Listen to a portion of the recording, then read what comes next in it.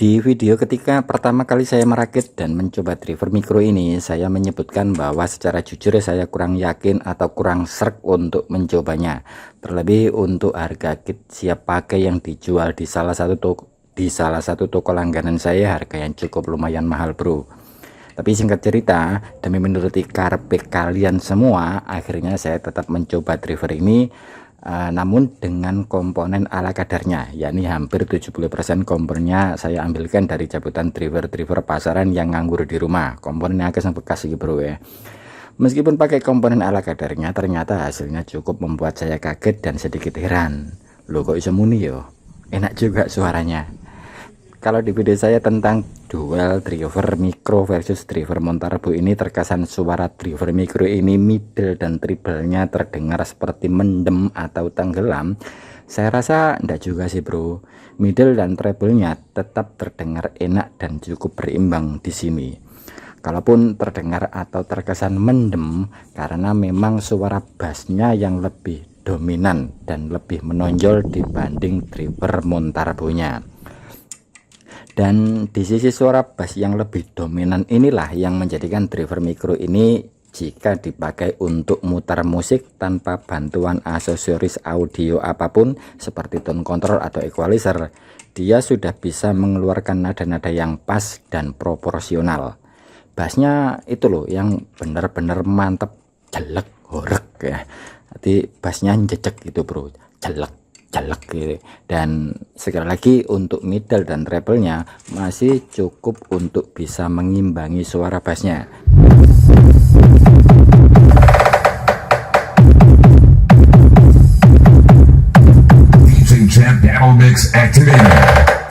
Bahkan sampai level volume saya putar sekencang-kencangnya, baik bass, middle ataupun treble tetap terdengar utuh dan tetap proporsional suaranya, tetap imbang.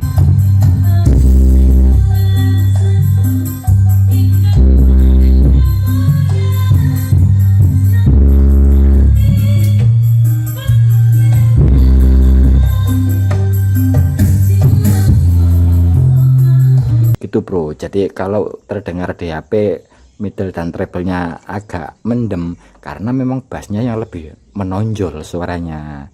Jadi intinya soal kualitas suara bagi saya bisa saya anggap tiada celah dan tiada kekurangannya, terutama bagi telinga endeso seperti saya yang mendengarkannya.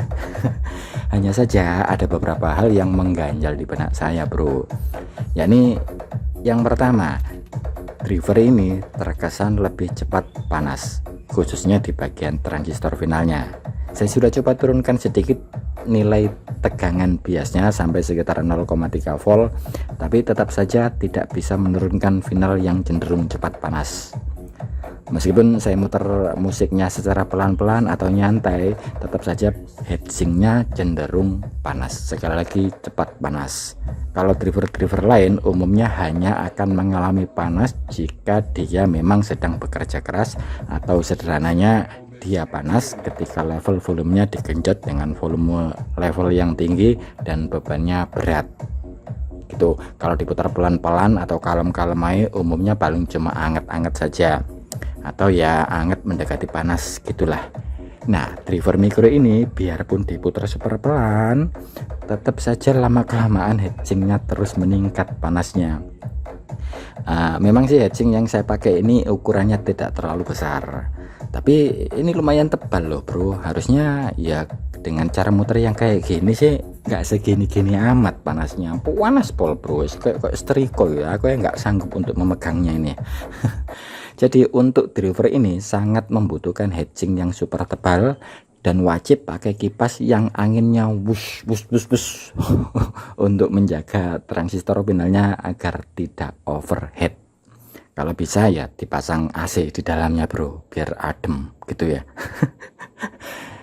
Ya, yang kedua, nah ini, bro, paham kan apa yang saya maksud? Kondisi seperti ini menurut saya rasanya bakalan lebih mudah atau rawan dengan osilasi atau interferensi atau gangguan-gangguan frekuensi liar dari luar.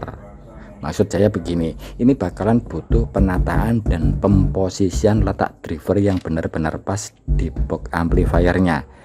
Jika tidak, maka dia lebih beresiko terhadap dengung, storing, atau suara ngerik dan lain sejenisnya. Nah, koyok ngono bro. Itu adalah dua kekurangan lain yang ingin saya tambahkan atau saya sampaikan di video ini. Untuk kekurangan lainnya sudah pernah saya sampaikan di video saya yang sebelumnya tentang kelebihan dan kekurangan driver mikro ini. Tapi mohon diingat bahwa video ini sama sekali bukan untuk menyudutkan apalagi menjelek-jelekkan driver mikro ini loh bro ya. Sama sekali bukan. Saya justru sangat respect dan sangat menghargai hasil karya dari siapapun, terutama hasil karya anak bangsa yang memang wajib dan patut untuk kita dukung. Jangan lupa untuk pencet subscribe bagi yang baru mampir ke channel ini. Sekian dan terima gaji.